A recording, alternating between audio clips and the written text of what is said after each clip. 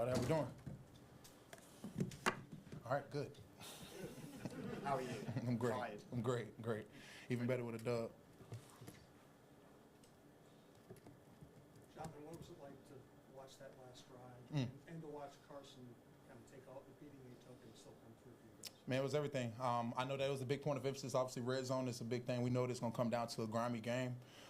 Kale kind of made a big emphasis on that during the week, obviously. So to see everything just transpire throughout the game and how he just kind of stood in there and obviously took the blows and this and that. But that just shows his character, and that shows what he's been obviously holding on to. Been in this league for a minute and obviously been in these type of situations. So hats off to him, man. We knew that something was going to happen. It just mattered when. Jonathan, obviously it's great to come away with the W, but allowing 140 rushing yards today, is that something you guys are going to go back and work on? Unacceptable. Ultimately, that's the main thing. We got to stop giving up the big runs, because obviously it had about 3-4 big runs that added to that big total.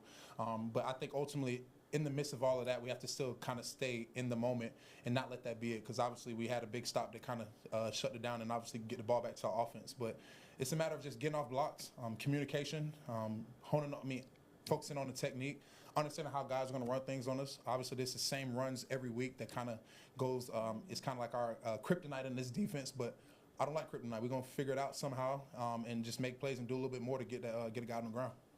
How important, even though the game when you're behind, that you always kept it to a one-score game? Yeah. There's always a one score. You're never two scores Sure. behind. You're always one score behind. That gave you belief throughout the game that it was only a one-possession play, even when you were behind. Yeah, sure. I think ultimately, I always kind of use the saying, like, it can always be worse. It can always get worse. So let's put the fire out now. We know they're going to have Judkins is a good running back, good young running back who obviously knows how to read defenses and obviously has a good jump cut. He's a young back who obviously hits and gets north and south. But ultimately, man, we're going to face even better competition. Not obviously no disrespect to him, but we got to figure it out. And I think ultimately we're going to be in these one possession games, and obviously we got to make sure that it doesn't get a field goal or it doesn't turn into a two possession. Because when you look at our offense and the weapons that we have, all we got to do is continuously get them opportunities, and something's going to happen. Can I ask you what you made of Judkins? What did you think of him? Oh yeah, he was good, man. We already talked about him all week. We knew that he was a good running back, good jump cut, hits it like I said, north and south, stocky running back who's not going to go down just on the first contact. But I mean, when you run around behind those guys and their O-line, and obviously hats off to them. They had a really good game plan. Coach Stefanski has a great game plan every time. When I played him every single year in my career. So to see his run game kind of evolve and stuff like that, and to have another younger running back like that kind of remind me a little bit of Chubb, a little bit my rookie year when he was playing, kind of how he gets through the hole and it's a physical back.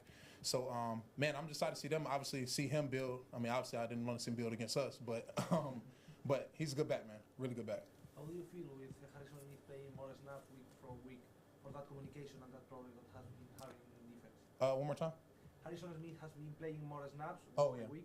How do you feel that can help the issue in the running game? Yeah, I think ultimately we knew that it was going to be another grimy game just because of how we played in Pittsburgh. We kind of just knew, hey, listen, they're going to copy the same exact things that they did before.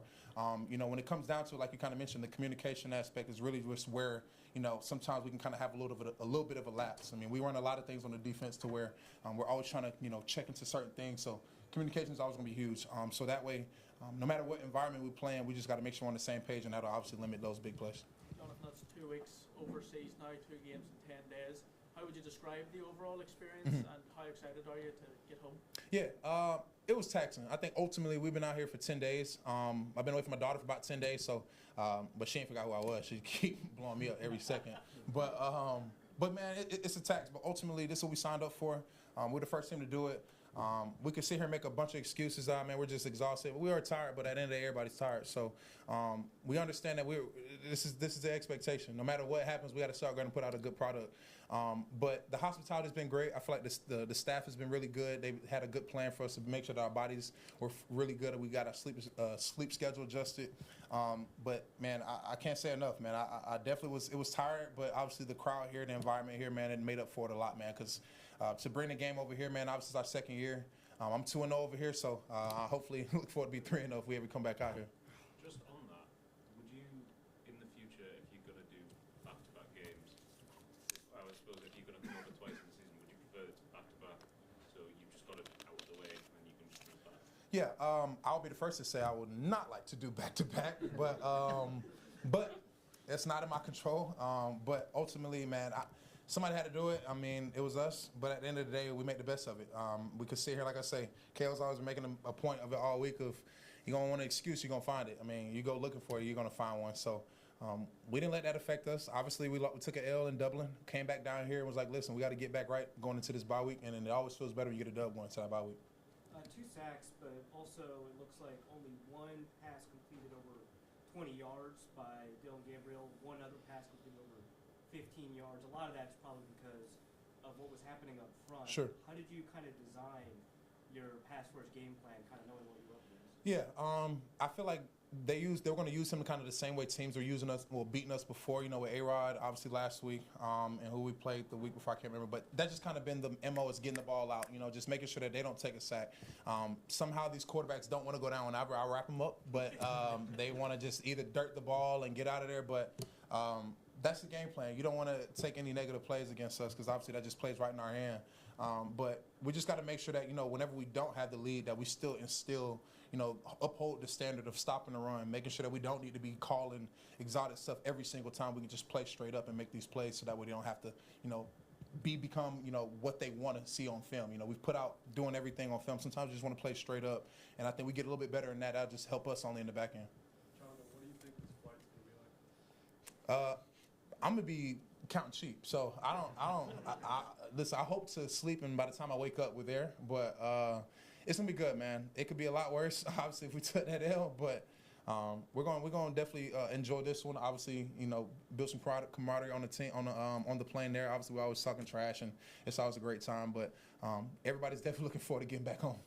How did the long punt down to the 1 really kind of Oh, yeah. give you guys a boost? No, that was huge. Ryan's always there when you need him. He's always been that guy. He doesn't really speak much, but at the end of the day, man, we know Ryan's going to go out there and deliver, and I think that's the biggest thing that we always can count on him.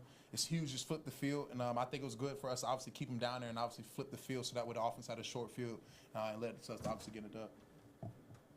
Jonathan, what's your assessment of Dylan Gabriel's first NFL start? Yeah, I think he did pretty good. I mean, ultimately, he didn't do anything for them to lose the game. So I think that's the ultimate part where I'm pretty sure they told him, listen, just take what they give you. Don't create negative plays. Don't try to do too much. Don't be a hero. I think he did just that. I mean, kid has a really good arm. I mean, I love lefties. I mean, I don't know. It's always just been weird. I love the way they throw the ball. It's just weird since I was a kid. Big Michael Vick fan. But yeah, man, he's going to be good. I think ultimately they have a good game plan for him every single week. Obviously, if they're going to continue to keep him there. But yeah, he's going to be good. The very last play of the game, Yeah. this happens a lot, Sure. obviously, in the NFL, but Isaiah Rodgers has a game-sealing pick. Yeah. It doesn't count anymore. Yeah, what happened there? There was a timeout called right before. Who called a timeout? Kevin. Our coach. Yeah. Oh, okay, yeah. So, good thing you didn't know that. I literally didn't. I didn't know what was going on. I thought they were trying to. I thought it was. Yeah, I'm not even gonna get into that. When you have to reset in a situation like that, like how do you? And you've done it before, but like how do you stay motivated to do that kind of? Listen, I honestly, for real, I mean, selfish you obviously want to end the game, get a sack, this and that, but I'll just find that they didn't score. I don't care what else happens. I could not get a sack for the rest of my career as long as we don't lose on the last play, because that's never happened to me. So, knock on wood. We're hoping that's not happening anytime soon, for sure. Jonathan, before you leave the podium, obviously we're going to get a lot of bling just about to come to the podium, and we can see a little bit of sparkles under there. Do you want to show off yours before? Nah, because listen, when he come out here, I'm just gonna look like a little kid out here. So I'm gonna stay in my lane when it comes to that. I'll stick with the watches and stuff like that, and the little subtle stuff, as my wife would say. So I'm gonna leave that to the guy who y'all want to see. Appreciate y'all.